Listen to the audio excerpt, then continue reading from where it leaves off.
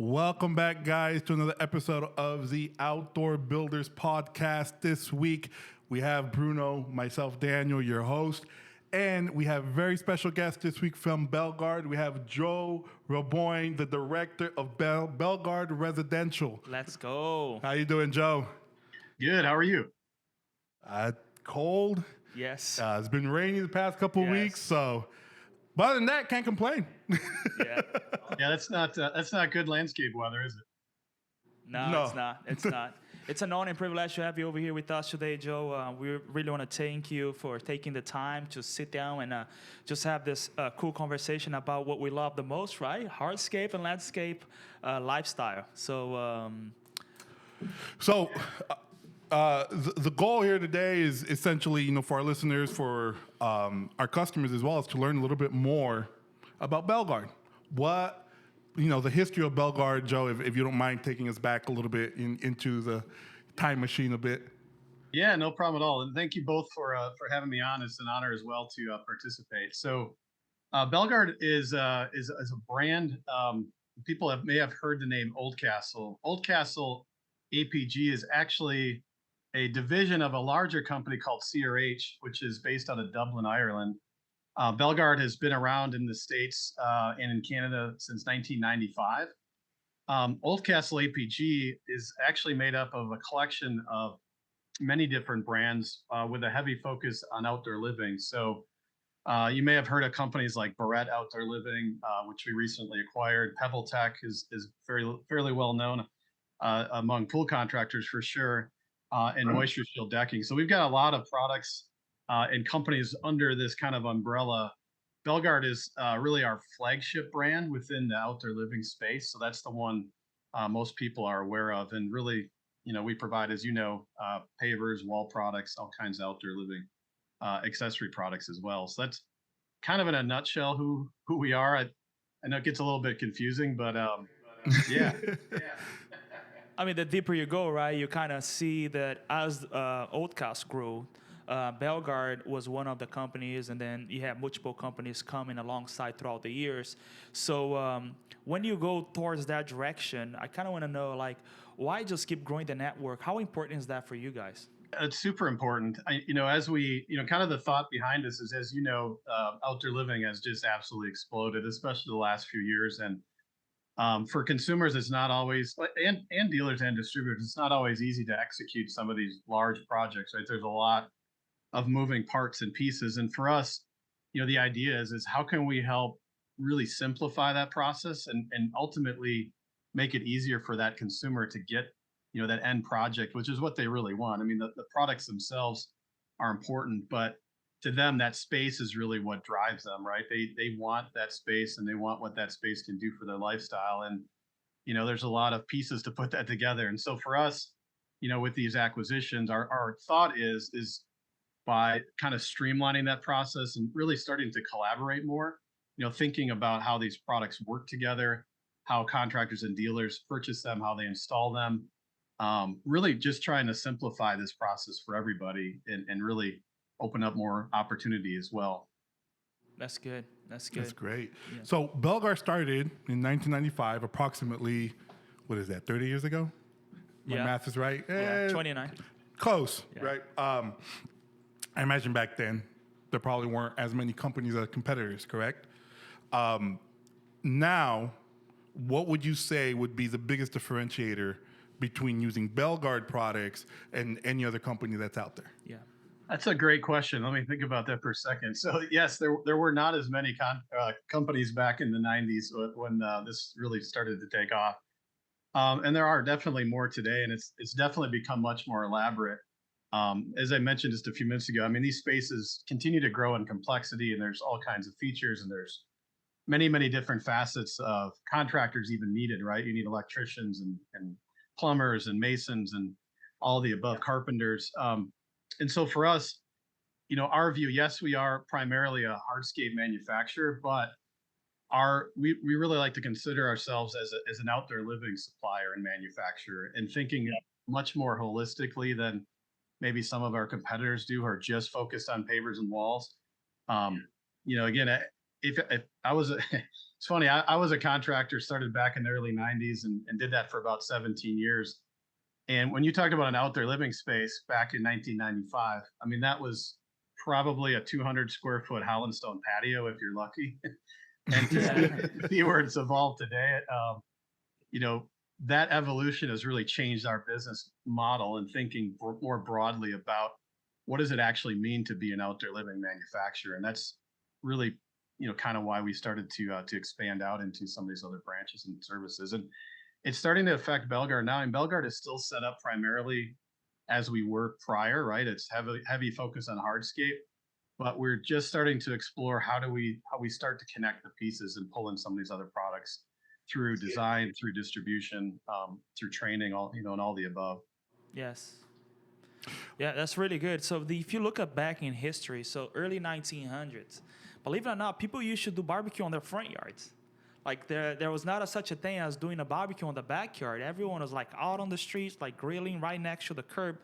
And then as time passed by, people started, kind of getting anxious about, I don't want to have I don't want to be, doing a Sunday barbecue on my front yard because it's kind of getting dangerous now. Well, plus you got to share with all your neighbors. Yeah, that's true. We don't want to share meat with no one, right?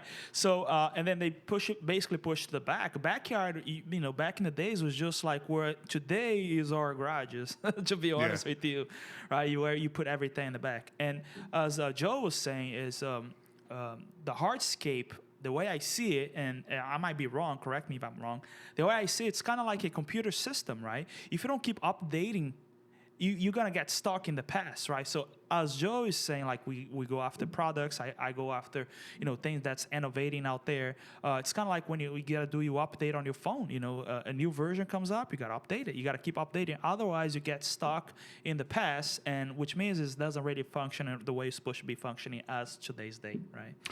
So, Bruno, I got a question for you. At Empire Pavers, what percentage of projects would you estimate that we use Belgard in? If I say 100%, I'll be lying, so I'm not going to say that. Just to make you feel good, Joe, I'm sorry. I'm not going to do that. But I would say today it's about 75 to 85% because we also do concrete, do DG. We do a bunch of other things as well, right? So our company, it's always kind of look, just like Joe said, what is it what's the best things out there that we can, implement into our clients' design.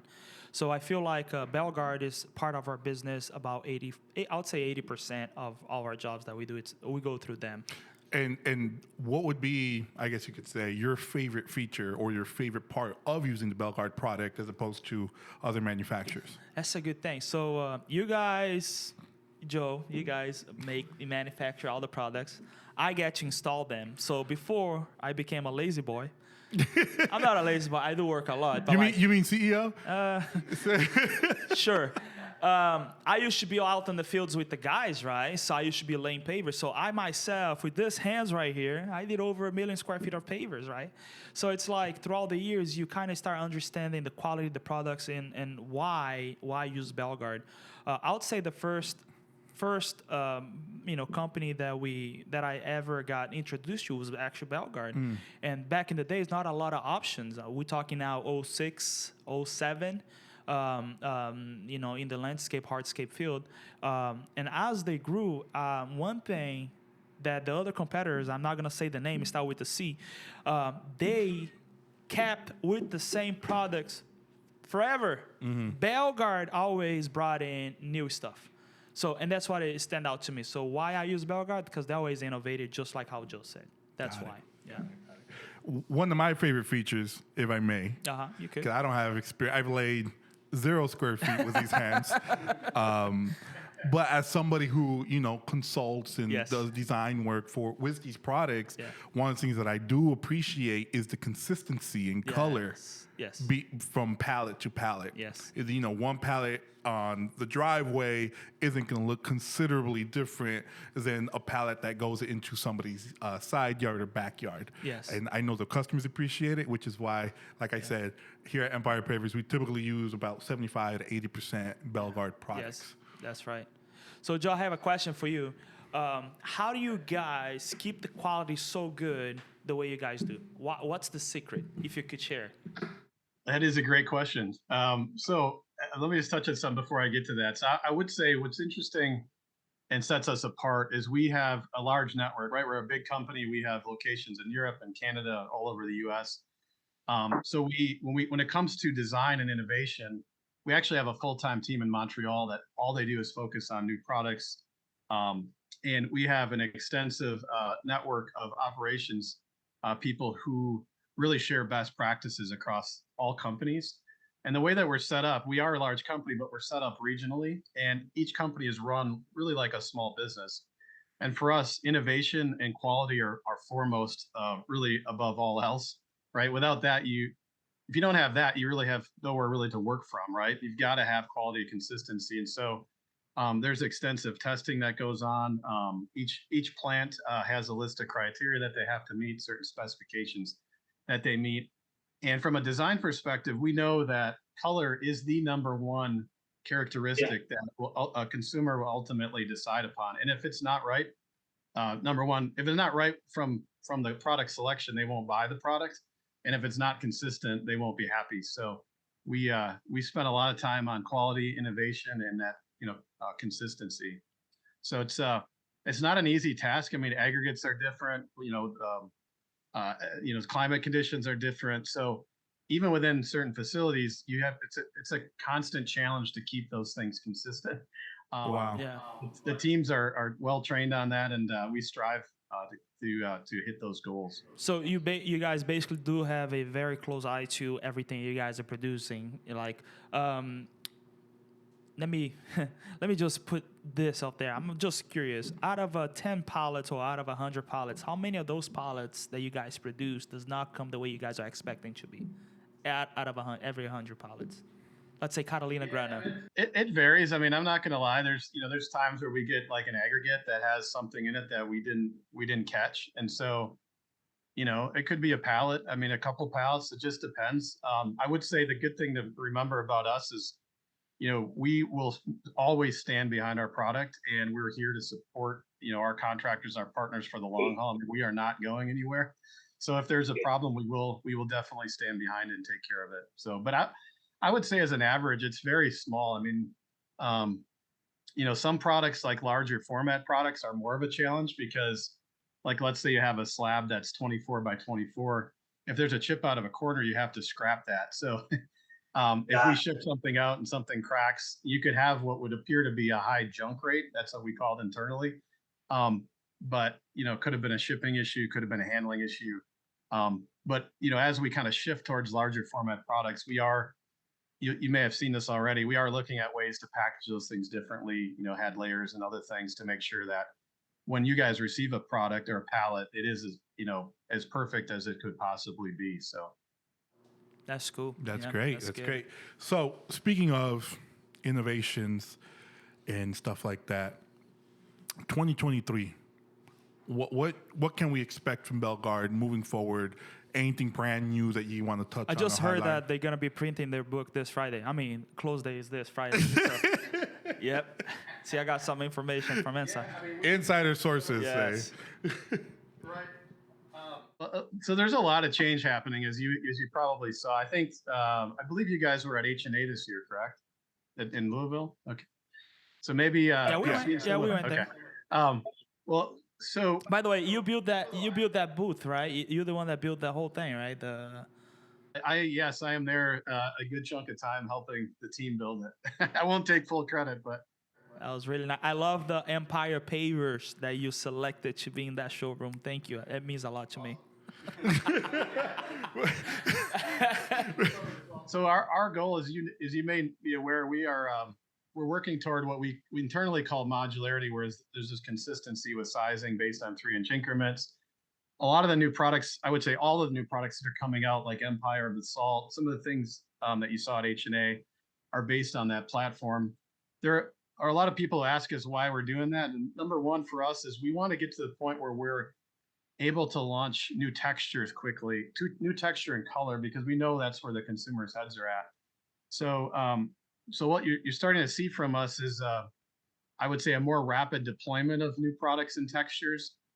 In terms of pavers, in terms of wall, You've probably seen Art Forms, our panelized kind of Yes. modular system. We're, everything I would say. So I actually work really closely with our R&D team, and I have a team of product managers.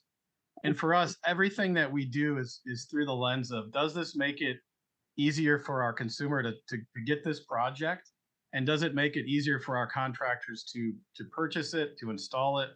And if it doesn't, then we need to go back and rethink it. And that could be a packaging issue or whatever, but we know that labor is an issue, and probably will be for the foreseeable future. And so we have to keep looking at ways to innovate, to produce higher quality products that are like lighter weight, that have better quality and textures. And so that's really, when you see what we're launching, that's kind of the idea of all of it, that permeates all of it, if that makes sense. Yeah, and one thing that I see too is as you guys build new products, it seems like you guys always got to think from both sides of the U.S., right? The reason why is you do have more, I would say, land and access to backyards on the other side of the country than here, like especially where we live in the Bay Area, right? So how can you bring a, let's say for example, I don't know, a floating step, or like the new stuff you guys have right now where it's over 1,000 pounds. Like we don't have a tractor that we can drive to someone's back. We actually go through their house in order to build a backyard patio. And that's what I was talking with some people earlier today. It's that some of the products that you guys, create in Atlanta, somewhere in that area, does apply for that region, but it does not apply here for us. So how do you guys come up with this solution for, manufacturing for both sides of the U.S.? That's a great question. And you're right. I mean, the lot sizes on average by you are much smaller. They're difficult to access. The Southwest, I would say, is similar. Lots of the Canadian cities are similar.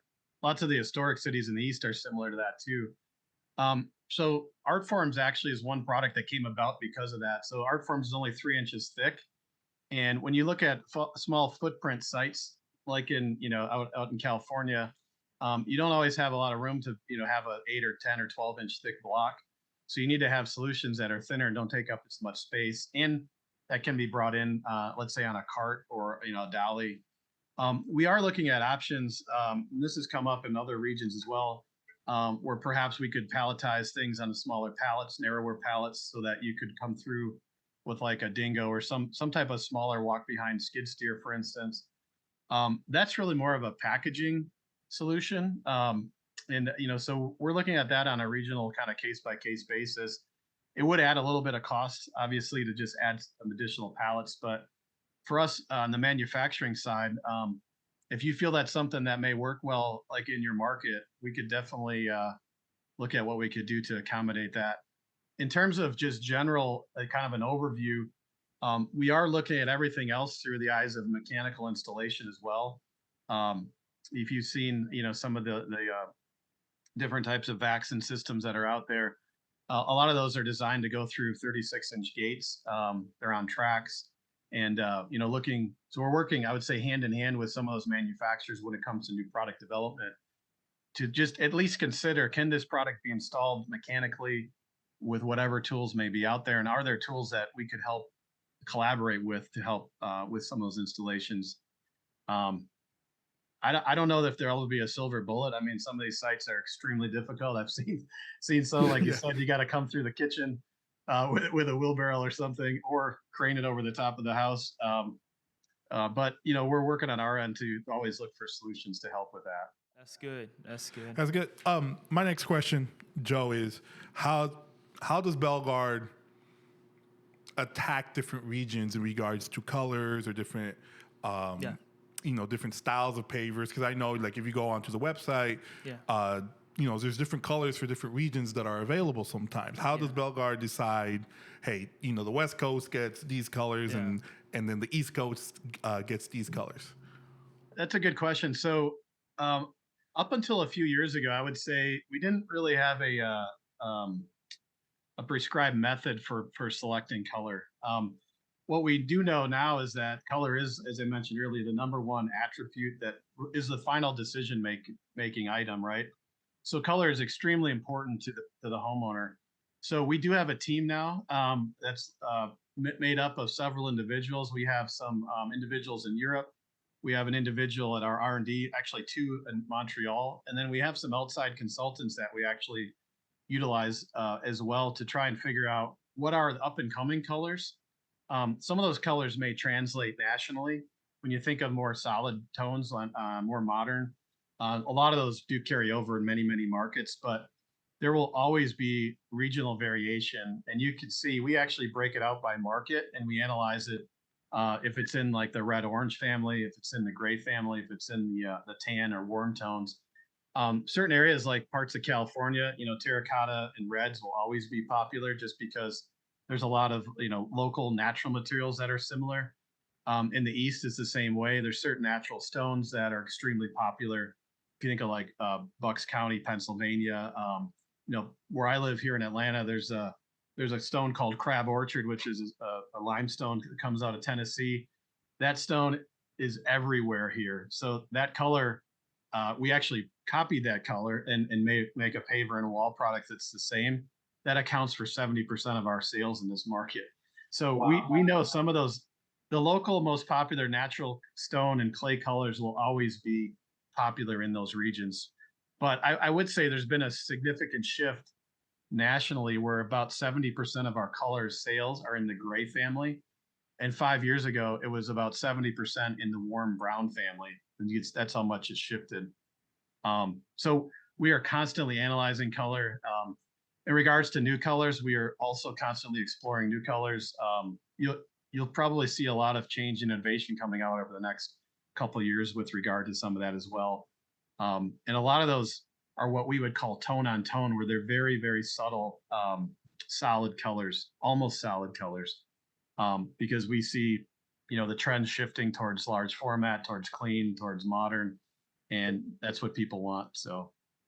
Yeah. That sounds great. I can't wait to see those. Yeah, I would say I almost feel like that the way he's saying, it's kind of like, we send people out there to trying to figure out colors that's trending and all that.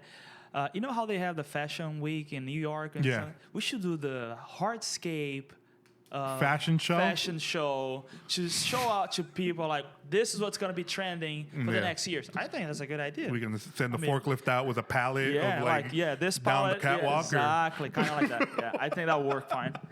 Yeah, it's an idea for you to bring to the board, Joe, just in case. Yeah, make sure you credit Bruno and Bruno only when you bring that up, please. Don't include everybody here. Yeah. I think you both should do it. I think it was fantastic. But yeah, just have an idea of what's trending. It's a good point for you to start. As you talk with clients, like you don't want to sell, for example, you go to Long Beach or Beverly Hills or whatever. You don't want to sell just some cheap product. You want to go high end.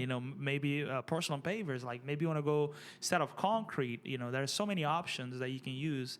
Depends on the region where you live, and of course, especially with HOA.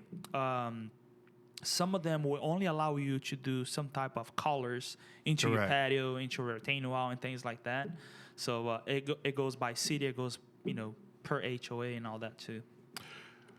So Joe, our listeners aren't just our clients, right? Yes. There are also other contractors that listen to the show as well. My question to you is, how can Belgard help contractors in succeeding in their business? Yes. No, that's a great question. I love that. And like I said earlier, I am a former contractor. I'm a ex-con, I guess. So it's near and dear to my heart. I was like, wait a second. It took a while to calibrate that in my brain. But so I think what's interesting is having the perspective of and having the reach we have. We do a ton of consumer research. So we can really help the contractor understand kind of where the consumer's heads are at, what we're seeing is in terms of trends. We have a ton of services that we can help with as well for contractors who are interested in becoming one of our authorized contractors.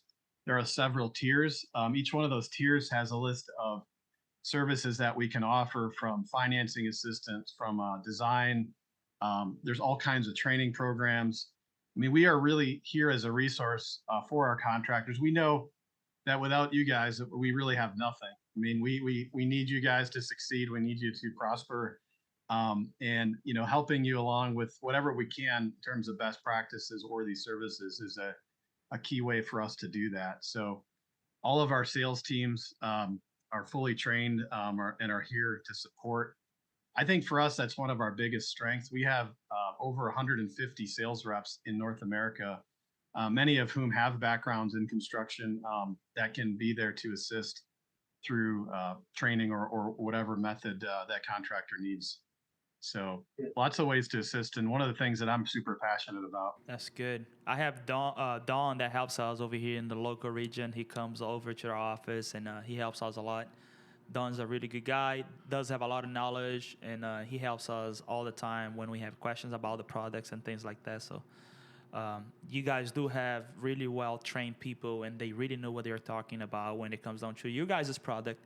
And also, in terms of designs and things like that, Don is really good too. All right, guys. Thank you guys very much for listening to another episode of the Outdoor Builders Podcast.